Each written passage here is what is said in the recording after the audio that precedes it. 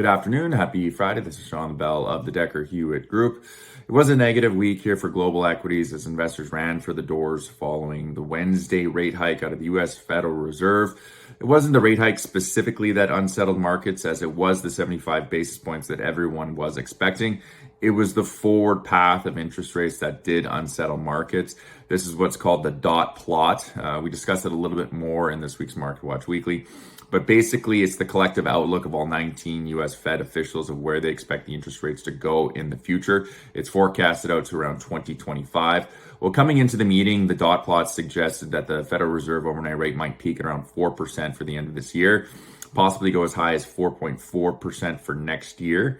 Well, the dot plot is now suggesting that the overnight interest rate will close out 2022 at around 4.4%. And with us currently sitting at 3.25%, it means that we're likely to see perhaps another 75 basis point rate hike this year. There are only 2 meetings left in the year.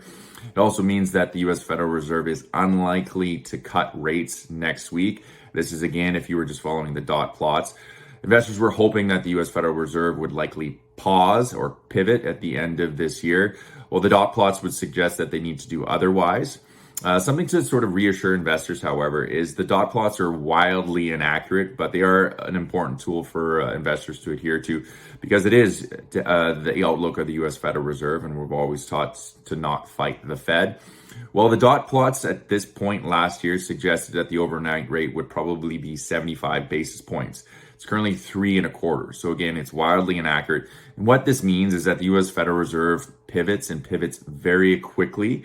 So something to suggest that we might see 4.7% by the end of next year doesn't necessarily say that will be the case. It's important to note that these rate hikes generally take 3 to 9 months before they filter through the economy, before you start to see the impact and effects on the consumer. Well, we're only a few months into this rate hike cycle, so the data is still somewhat lagged.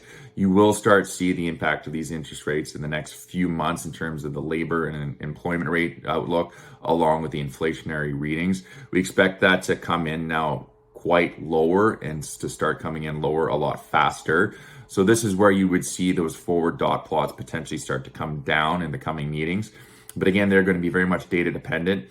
So it's one of those perverse situations where bad news is going to start to become good news for the market and for the central banks, because it just means that they could probably pivot a lot faster than expected. We go through all of that in this week's Market Watch Weekly. It's a little bit technical, but hopefully you guys enjoyed the read, and we will talk to you again next week.